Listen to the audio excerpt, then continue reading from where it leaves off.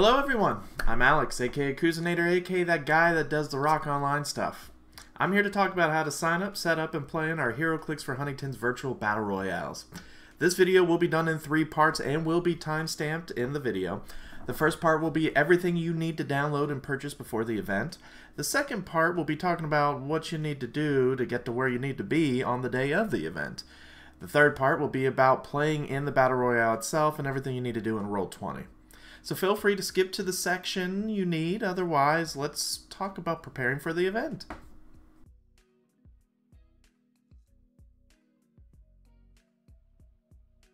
To play in one of our virtual battle royales, you need the ability to use Roll20 and you need to have downloaded the Discord app and joined our Rock Online Discord.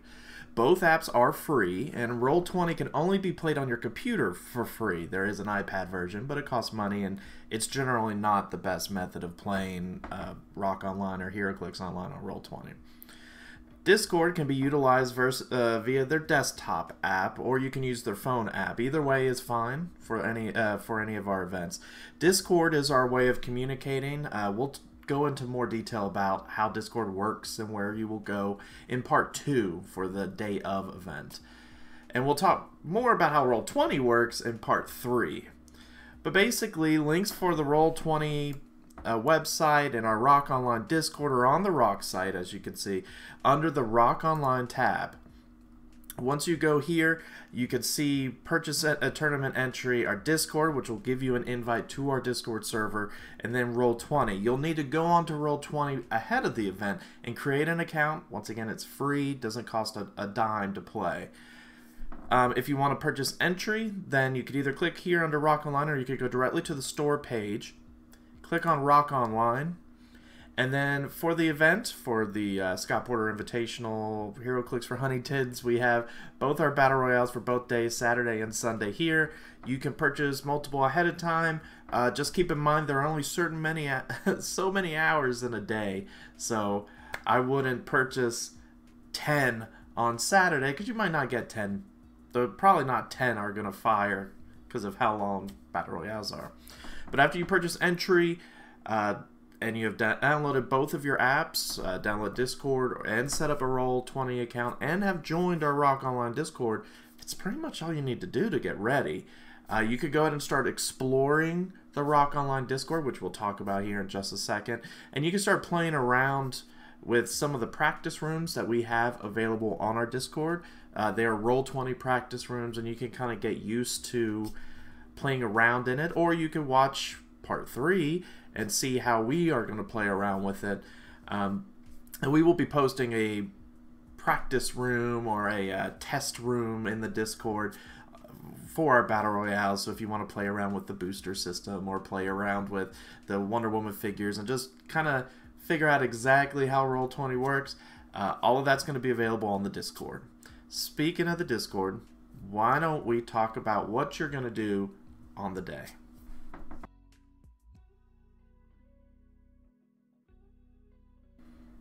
Alright, so it's the day of the tournament. You're ready to start playing in some Battle Royales, you're ready to have some fun, you purchased your ticket, you've got Discord downloaded, you've got Roll20 open, you're ready to go, but where do you go? Well, fortunately, we've got the Rock Online Discord. Once you join, you'll see the long list of different channels that we have, and there'll be more. But for Battle Royales, we do have some channels, and there'll probably be some more games added to it. But basically, the day of, you'll want to come down here, and the one with the sharp, I'm a musician, so I call it the sharp. The one with this symbol is a text channel, and then the one with the little speaker is the voice channel. If you're coming and you know you're going to play in the Battle Royales at the beginning of the day, feel free to hop into the Battle Royale setup channel. You just have to click on it, and you'll pop in there, and wait, essentially, for one of our judges who are assigned to Battle Royales to declare your name. They'll ping your name here in the Battle Royales preparation area and say something like, Game 1, Sam and Jeff and David and Tony, and give those 4 names, and then they will list a Roll20 game link. That link you could join, and then, as we'll show in part 3, you'll start preparing for the game. One key thing for when you join Rock Online, it's preferred that you do this before the tournament, is you'll want to make sure you update your ID, or at least your server-based nickname, to include your first name and first initial of your last name. You don't have to put your full last name, that's fine, but we prefer full first name, or what you go by, and the first initial of your last name. That way we can ping you if your Battle Royale is up and you are away from your computer. We could do an @ sign and give your name, and it'll send you a notification, hey, the Battle Royale is ready. So it is a requirement for the server for you to have your first name shown and the first initial of your last name. If you want to do more, that's great, but if you want to do less, that's unfortunately not allowed on the server. So when you show up on Saturday or Sunday, you can hang out in the text chat, talking to people, that's fine. You could talk in any of our general chat or anything like that. The actual main Scott Porter Invitational section will be closed off only to participants for that, so you won't even see it on the list.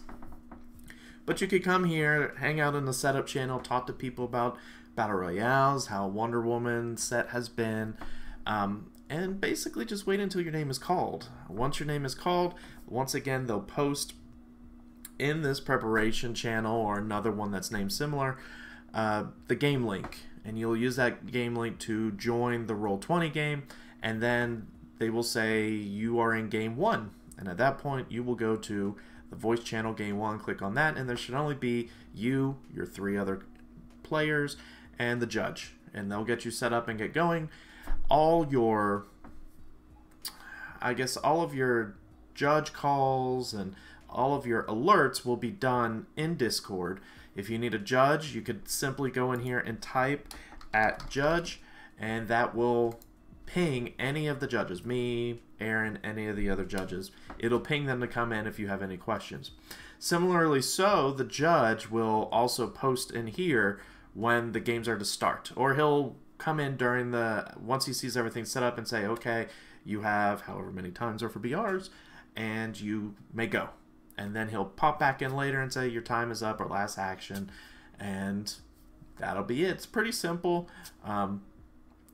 We do all our communication once again through Discord.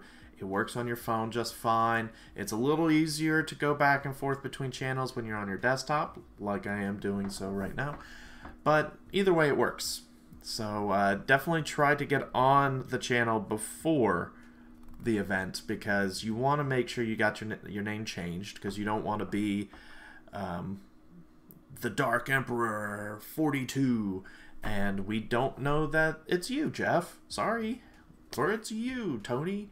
So definitely go in, update your nickname. Feel free to start talking in some of our other channels. We've got our general chat, tournament discussion, we talk meta talk, all of that stuff out there. So that's pretty much it for what you need to do when you show up on the day.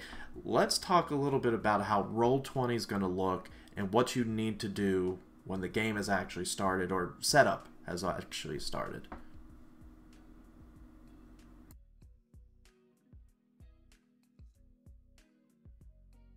Alright, so you're in the game.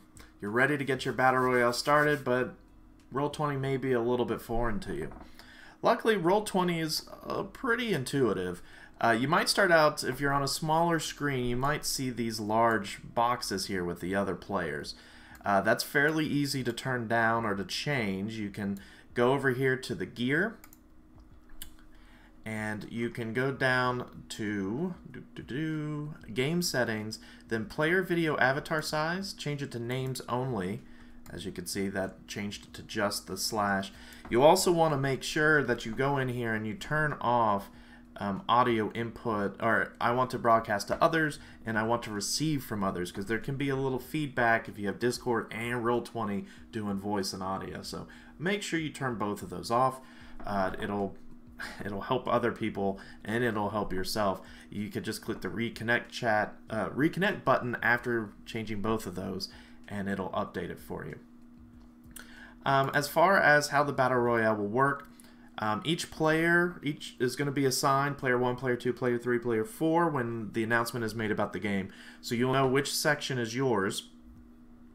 And then once everyone is there, we have basically this booster here, which can be found out here in the journal. Looks like a newspaper. But the journal is where you can find the booster and you can drag it out if it's not on your board. And when you click on the booster, you can see this lovely menu up here. Simple buttons. And these could be used while you play, so very useful as well. And you could go out here, and to roll, you just click Open Booster. And you'll see on the right, here is your booster. And these are the figures you've pulled in your Battle Royale. Pretty self-explanatory.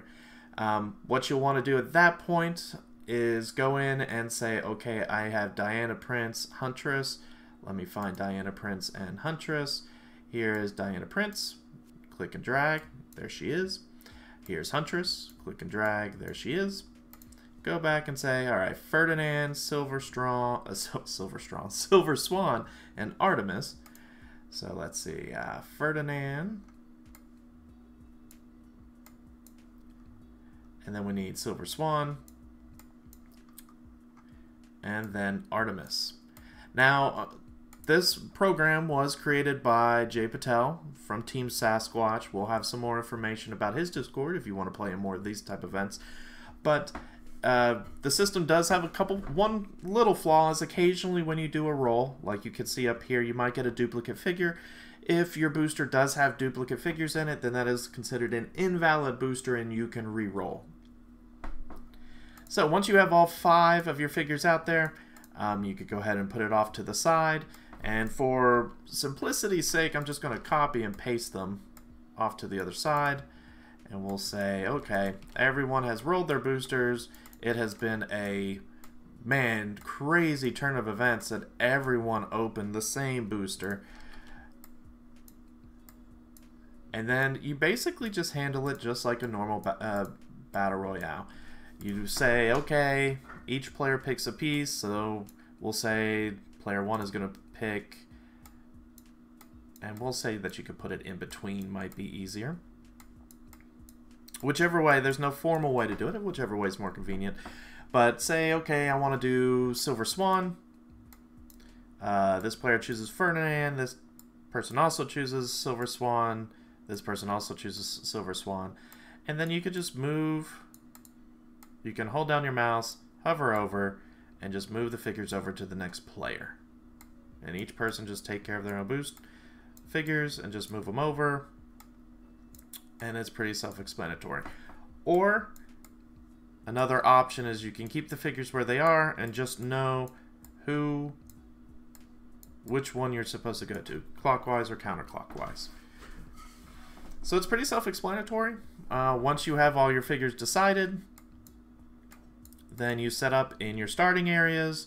So each starting area, doesn't matter which one goes to which player. I guess I could have turned it diagonal, but that would have taken up too much screen. So set up your players, and once everyone is set up, let the judge know, or if the judge is allowing just an hour or however much for a BR, and once you set up it's time to go, then you can go. Now, some nuances about Roll20 if you aren't familiar with how to play the game or in Roll20. You can hit the Z button to blow up the figure if you want to see exactly what their dials are. You can also zoom in if you want to get a closer look. This can be minimized. So if you want a closer look, you can zoom out a little bit, see dials, hit the Z button. These dials are all correct. Alternatively, you can put all the figures in HC Realms, Clicks Nexus, any of your units section of whatever program you want to use to see dials. But otherwise, they're in here. You can also utilize this great function that Team Sasquatch Patel has added, which allows you to roll 1d6, 2d6, add a blue token, which consider that as adding a token in the game, like an action.